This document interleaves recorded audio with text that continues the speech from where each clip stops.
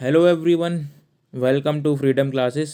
आज की इस वीडियो में हम लोग डिस्कस करेंगे पावर प्लांट इंजीनियरिंग के क्वेश्चंस जो कि एग्ज़ाम पॉइंट ऑफ व्यू से काफ़ी इंपॉर्टेंट है। ओके, तो ये जो वीडियो है ये वीडियो पार्ट 5 है। पार्ट 1 2 3 4 जो है 4 पार्ट मैं पहले ही डिस्कस कर चुका हूँ और काफ़ी डिटेल में जो है क्वेश्चंस मैंने वहाँ पर डिस्कस करे हैं।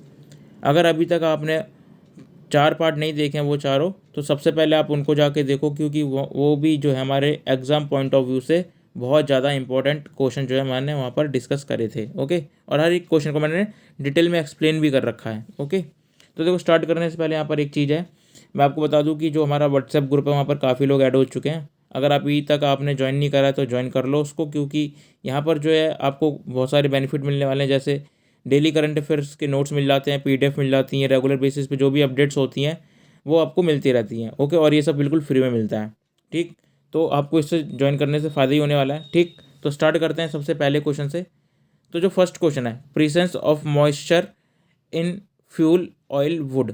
अब यहाँ पूछ रहा है, फर्स्ट क्वेश्चन जो है, जो मॉइस्चर प्रेजेंट होता है किसके अंदर, फ्यूल ऑयल के अंदर, तो वो क्या प्रोड्यूस करता है। ओके, तो यहाँ पर हमारे पास ऑप्शंस दे रखे हैं, keep the burner tip cool, aid in proper combustion, cause sputtering, possible extinguishing flame, cleaning, clean the nozzle. देखो यहाँ पर 4 ऑप्शन हैं, चारों में से कौन सा करेक्ट है। अब देखो, जो मॉइस्चर प्रेजेंट होता है किसके अंदर, फ्यूल ऑयल के अंदर, वो क्या कॉज करता है, वो कॉज करता है स्पटरिंग। स्पटरिंग के साथ साथ वो फायर जो होती है, फायर का जो फ्लेम होता है, या बोल सकते हैं जो उसका जो फ्लेम होता है, जो हमारा फ्लेम है उसको क्या करता है, एक्सटिंग्विश करता है, उसको बुझाता है। ओके, तो यहाँ पर जो है इसीलिए जो है फ्यूल के अंदर मॉइस्चर होता है। सिंपल, ये चीज़ तो समझ में आ गई। ओके, नेक्स्ट क्वेश्चन देखते हैं।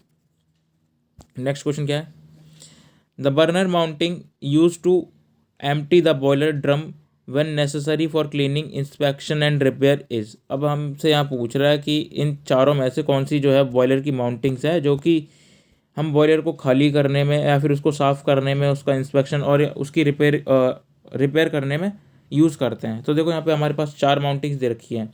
ब्लो ऑफ कॉक दे रखा है, safety valve, steam stop valve, fusible plug. तो यहाँ पर कौन सी माउंटिंग है जिससे हम क्या करते हैं, बॉयलर को खाली करते हैं। ठीक, दूसरी चीज़, खाली किस लिए करते हैं, उसको साफ़ करने के लिए, इंस्पेक्शन करने के लिए, उसको रिपेयर करने के लिए। तो इन चारों में से कौन सी माउंटिंग्स जो है वो यूज़ करते हैं। तो देखो यहाँ पर मैं बता दूं कि जो ब्लो ऑफ कॉक होता है इसका यूज़ करते हैं, और ये जो बॉयलर के बिल्कुल बॉटम में फिक्स होता है।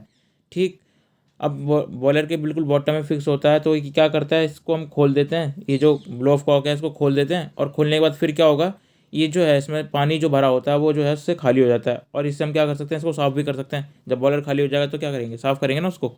तो सिंपल सी ये बात है, उसका इंस्पेक्शन भी कर सकते हैं, उसको रिपेयर भी कर सकते हैं। तो यहाँ पर ब्लो ऑफ कॉक जो है ऑप्शन ए बिल्कुल करेक्ट है। ओके, बाकी सब आप कमेंट करके बताना कि सेफ्टी वाल्व का क्या फंक्शन होता है, फ्यूजल प्लग का क्या फंक्शन होता है, स्टीम स्टॉप वाल्व का क्या फंक्शन होता है। ठीक, बहुत ईजी है ये चीज़, तो सभी ने पढ़ी होगी। ओके, नेक्स्ट क्वेश्चन देखते हैं।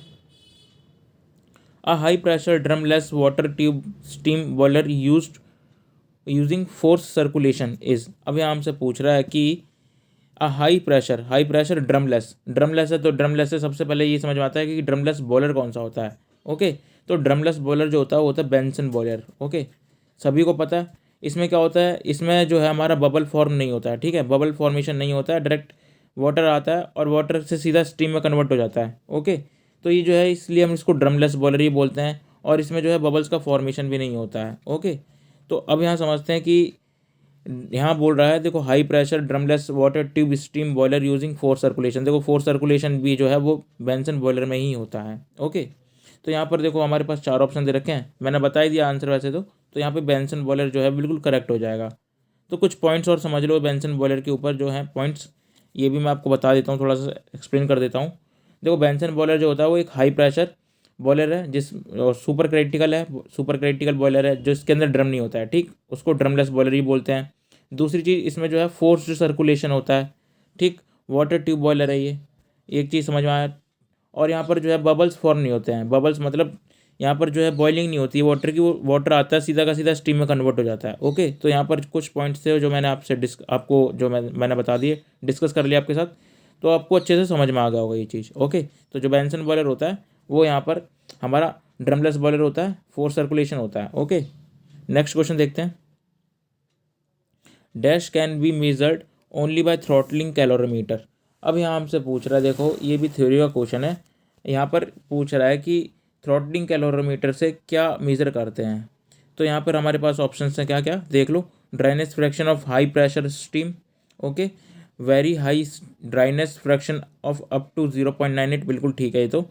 Dryness fraction of low pressure steam, ये नहीं। और very low dryness fraction up to 0.4, देखो ये नहीं होगा, 0.4 0.98 होता है, ओके। तो ऑप्शन बी जो है बिल्कुल करेक्ट है, थ्योरी का क्वेश्चन है। तो यहाँ पर हम जो है very high dryness fraction of up to 0.98 का जो है हम मेज़र कर सकते हैं, किसके थ्रू, थ्रॉटलिंग कैलोरीमीटर के थ्रू, ओके। तो यहाँ पर जो हमारा ऑप्शन बी बिल्कुल करेक्ट हो जाएगा। नेक्स्ट क्वेश्चन देखते हैं। The efficiency of any cycle increased with, तो हमसे यहाँ पूछ रहा है कि जो एफिशिएंसी है, एफिशिएंसी किसकी, किसी भी साइकिल की कैसे इंक्रीज हो सकती है, ओके। तो देखो यहाँ पर ये भी जो क्वेश्चन है वो थ्योरी का क्वेश्चन है और इसमें कुछ ऐसा है नहीं डिटेल में एक्सप्लेन करने के लिए। देखो अब यहाँ पर पूछ रहा था एफिशिएंसी ऑफ एनी साइकिल, किसी भी साइकिल की एफिशिएंसी इंक्रीज करने के लिए जो है क्या करना पड़ता है। तो the decrease of maximum pressure and the constant of exhaust pressure, ये नहीं होगा। The decrease of maximum pressure and the decrease of exhaust pressure, देखो यहाँ पर फर्स्ट स्टेटमेंट में क्या बोला था, डिक्रीज ऑफ मैक्सिमम प्रेशर, जो मैक्सिमम प्रेशर है उसको कम कर देना है, और जो एग्जॉस्ट प्रेशर है उसको जो है कांस्टेंट रखना है, ये तो होगा ही नहीं, ठीक। जब भी किसी भी साइकिल की एफिशिएंसी बढ़ानी हो ना, तो आपको जो मैक्सिमम प्रेशर है उसको इंक्रीज़ करना पड़ेगा और एग्जॉस्ट प्रेशर को डिक्रीज़ करना पड़ेगा, ओके। तो मैंने यहाँ पर आपको ओवरऑल जो था वो समझा दिया। ऑप्शंस देखते हैं कि कौन कौन से इसमें से सही हो सकते हैं या कौन सा ऑप्शन इसमें से सही होगा, ओके। तो फर्स्ट तो होगा ही नहीं, okay. Second, decrease of maximum pressure, तो डिक्रीज तो करना ही नहीं हमको, मैक्सिमम प्रेशर जो है उसको इंक्रीज़ करना है ना, तो ये भी नहीं होगा। अब सी क्या है, decrease of maximum pressure and sorry increase of maximum pressure, हमको मैक्सिमम प्रेशर क्या करना है, इंक्रीज करना है ना, and decrease of exhaust pressure, और एग्जॉस्ट प्रेशर को डिक्रीज करना है। तो स्टेटमेंट सी जो है बिल्कुल करेक्ट है।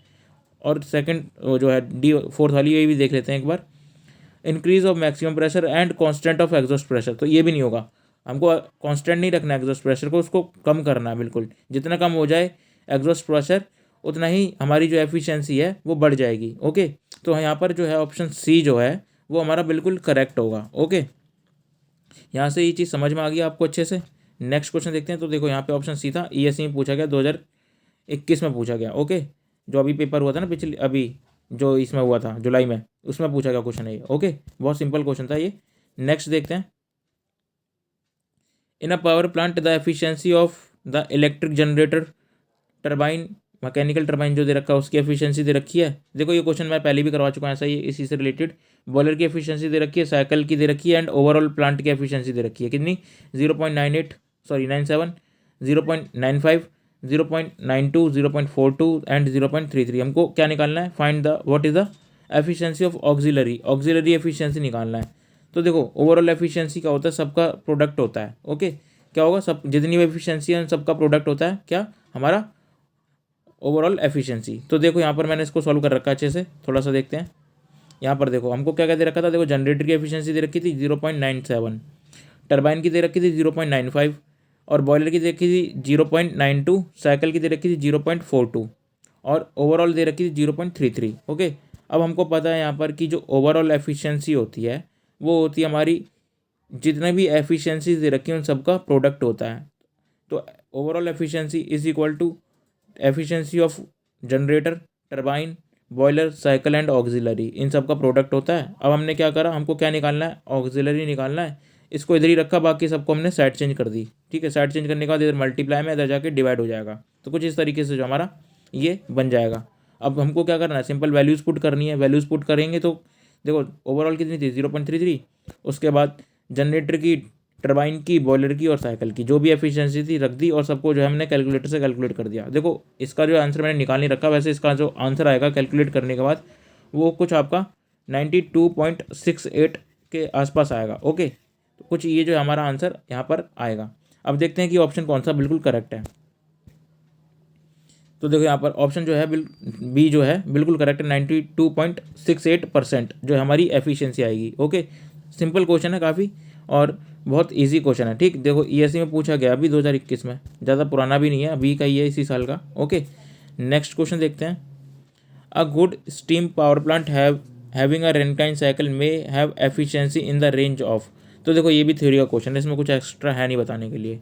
तो जो गुड स्टीम पावर प्लांट होता है उनकी having Rankine cycle may have efficiency in, उनकी हमको एफिशिएंसी रेंज बतानी कि एफिशिएंसी की रेंज क्या होती है। देखो 35 से 45% के बीच में होती है, ये पहले ही बता चुका हूँ आपको क्वेश्चन जो है।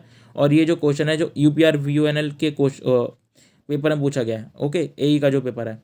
और जो अभी आपका UKPSC का जो पेपर होगा ना उसमें भी पूछा हो सकता है, पूछा जाए, ओके। तो काफ़ी इंपॉर्टेंट जो है ये क्वेश्चन था, ओके। और क्वेश्चन देखते हैं, एक और है, नहीं इतना ही है क्वेश्चन। वैसे देखो क्वेश्चन जो थे ना यहाँ पर जो लेवल है काफ़ी इजी है, इतना मुश्किल नहीं है, ओके। अगर आपको कोई भी डाउट लगता है या फिर कोई भी लगता है कि आंसर मैंने गलत बताया तो आप क्या करोगे, कमेंट करके मुझे बता देना, ओके। और मैं उसको थोड़ा सा करेक्ट कर दूंगा। और वीडियोज़ के लिए आप मैकेनिकल ब्रो या आप फ्रीडम क्लासेस को सब्सक्राइब कर सकते हैं। Thank you.